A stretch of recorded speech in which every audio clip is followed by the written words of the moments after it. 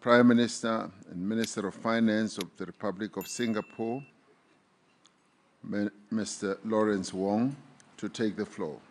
Thank you, President Ramaphosa. Excellencies, I start by thanking President Ramaphosa and the South African government for the excellent arrangements and for inviting Singapore to this historic G20 Summit, the first time on African soil. The agenda today is on growth, and growth can only be sustained in a stable global environment. For decades, the rules-based multilateral system anchored by the WTO provided this stability. But the system is now under severe strain. One reason is that the system has been optimized for efficiency in a different era, and it has not caught up with the realities of today's world.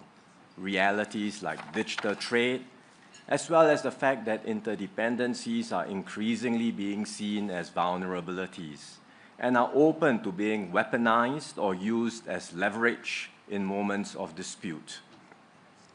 Understandably, countries are taking actions to protect themselves and to prioritize resilience and security.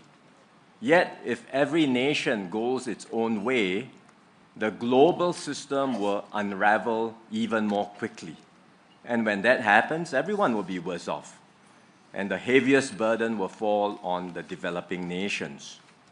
So we do need to reform and update the global system to ensure it addresses the strategic realities of our time.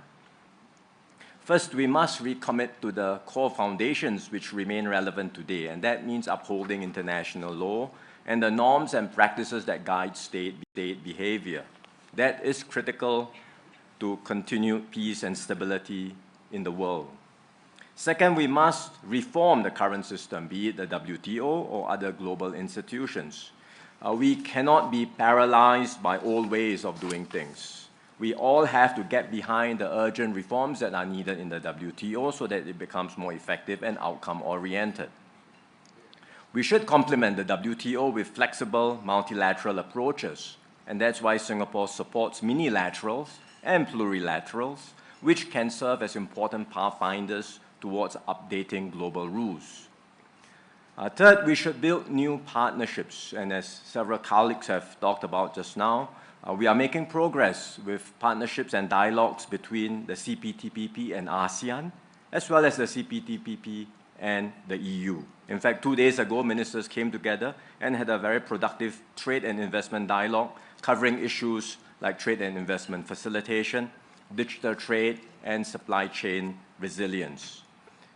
In the same regard, we should look at ways in which we can bring the free trade areas and the free trade blocs in Africa closer with Southeast Asia and ASEAN.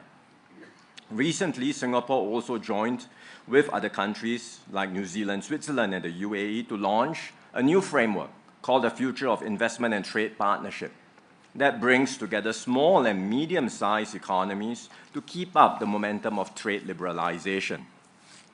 All of these efforts can form the foundations of a more resilient and secure multilateral trading system.